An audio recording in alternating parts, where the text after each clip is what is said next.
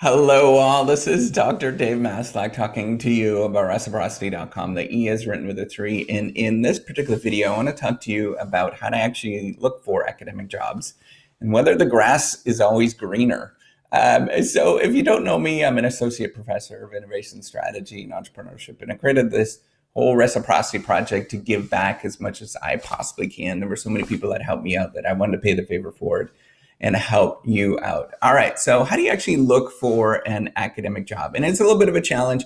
And I'm really thinking about somebody that is already on, that already has an academic job, right? So this is not necessarily the PhD student that you have to sort of go through this journey at the moment, but it's somebody that's actually going through the search and sort of thinking about it at the current moment in terms of whether they should go onto the job market or not. And there's a couple of things that you want to think about when you're doing this sort of academic job market thing. So there's two things to look for, or two ways to do academic job searches, and both of them are equally fine. They just kind of have different styles, right? So there's an active search. That's where you would go out and send out your resume, your CV to different prospective people at different universities around the world and see what's going to happen. You do that on a regular basis. You keep doing that active search on a regular basis and see what happens, right? So that is a really, that's an effective strategy, especially if you need to get out of that particular position in a hurry, or, you're just not happy, or you're looking for, that's my dog. If you need, if you just need to sort of speed up the process. Then there's also a passive sort of search strategy, right? Where you are continuing to work on your projects, but then you're kind of communicating every once in a while that you're just looking for an academic position, which is totally fine.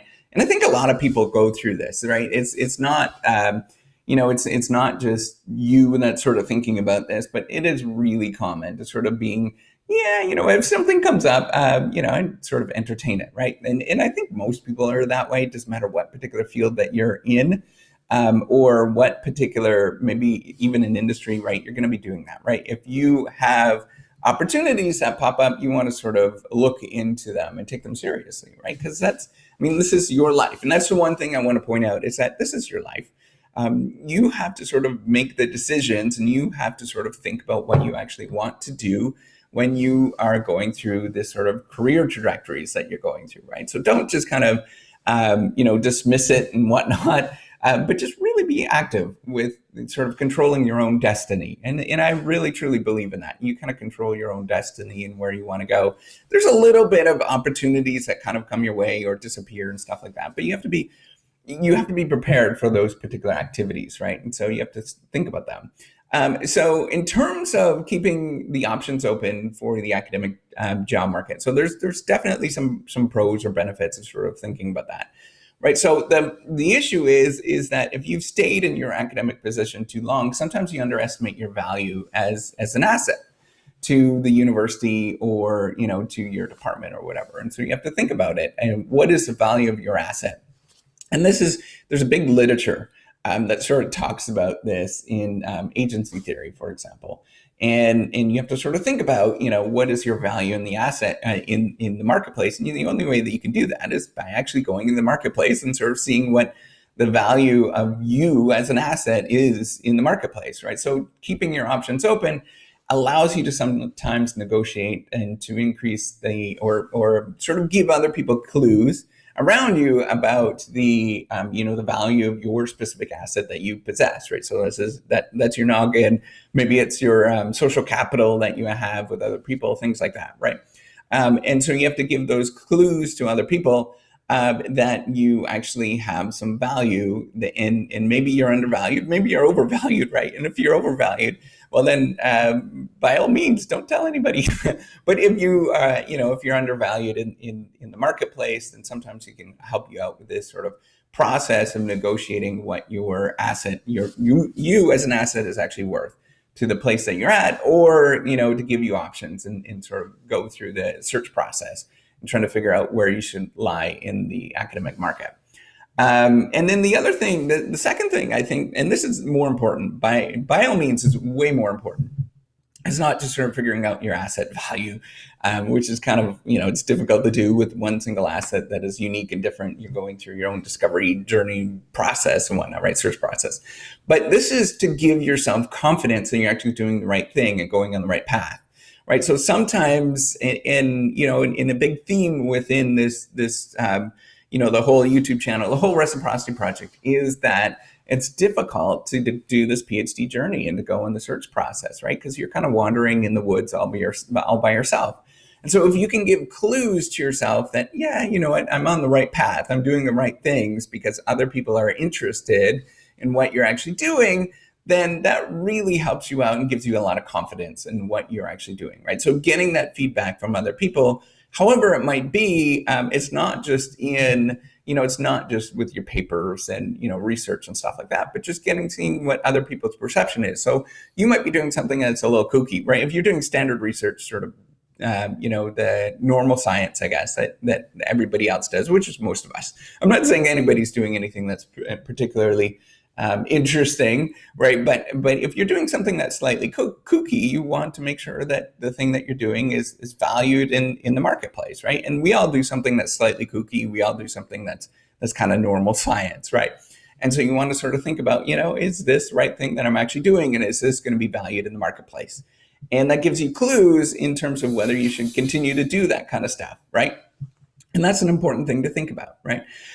So there is some difficulties in problems to do continuous searching all the time, right? And so that's where you want to think about, maybe I should not do this sort of active search process on a regular basis. It's like when you do a mortgage, right? Or when you're trying to sell your house. Sometimes you put your house on the market and you see what sort of hits there are. And then you take the house off the market because after a while, just, the market gets stale and nobody really understands what the house is doing and why it's been on the market for so long. And it sort of gives a bad impression in the marketplace, right? And so you want to worry about that a little bit, right? And that definitely matters in terms of trying to sell something, right?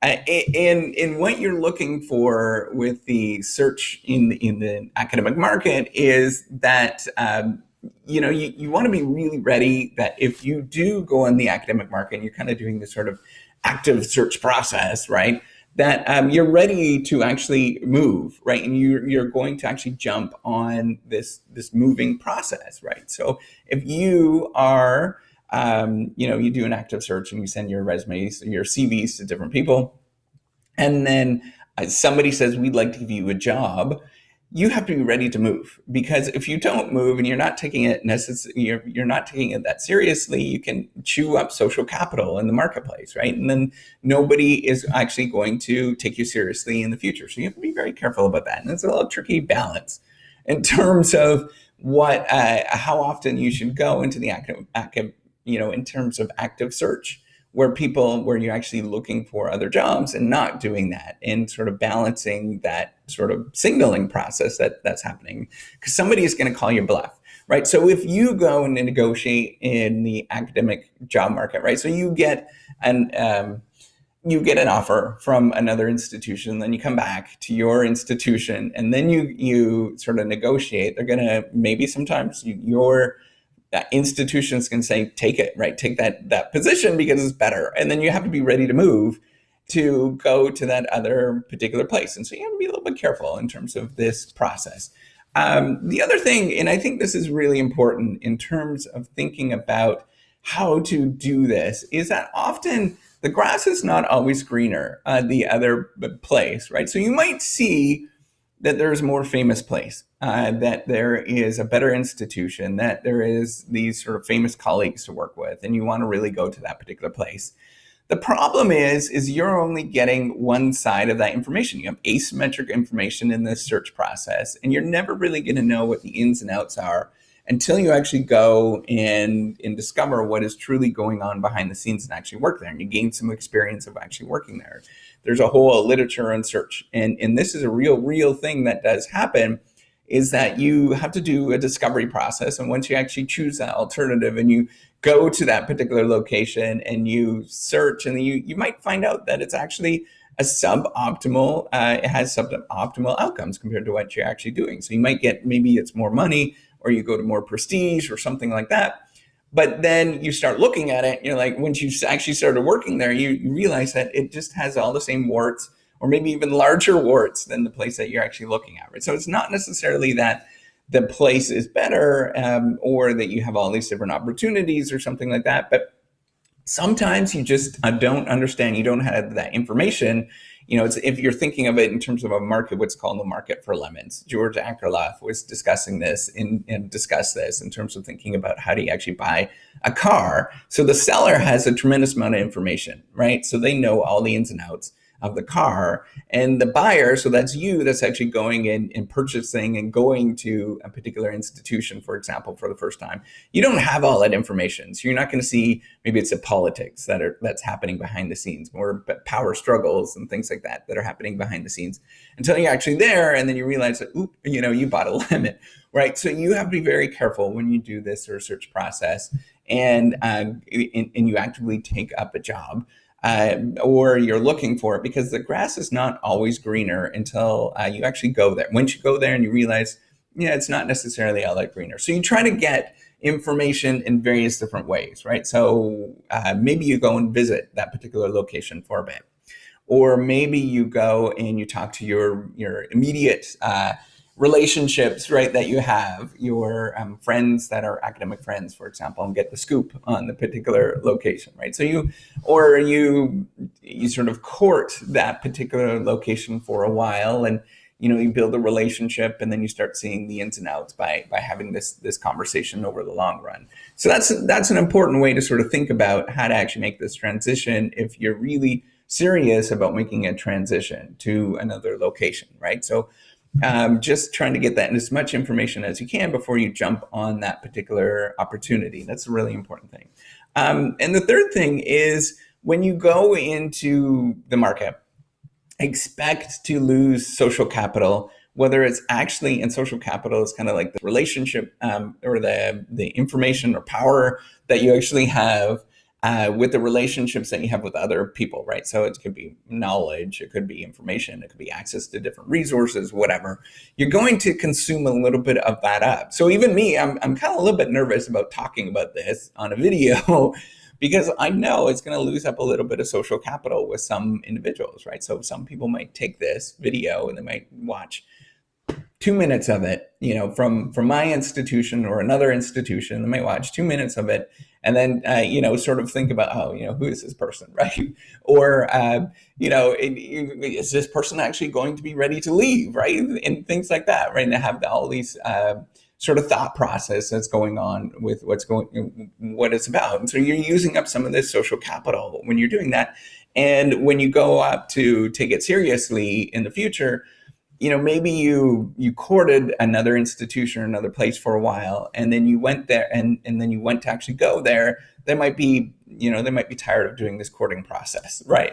Or that you're going on the job market a lot of times, and then eventually people just kind of get frustrated, and they're like, I'm not going to deal with this particular individual anymore at your institution. So you have to be careful and think about that in terms of where you want to go and what you actually want to do. When with the social capital stuff, it takes a tremendous amount of time and effort to build social capital. Look at this whole reciprocity project, right? I put out a ton of videos to build social capital with you, and it's just starting, right? So it takes a lot of effort and a lot of, you have to keep going with it for a long time to build that social capital before people actually will sort of believing in what you're actually doing.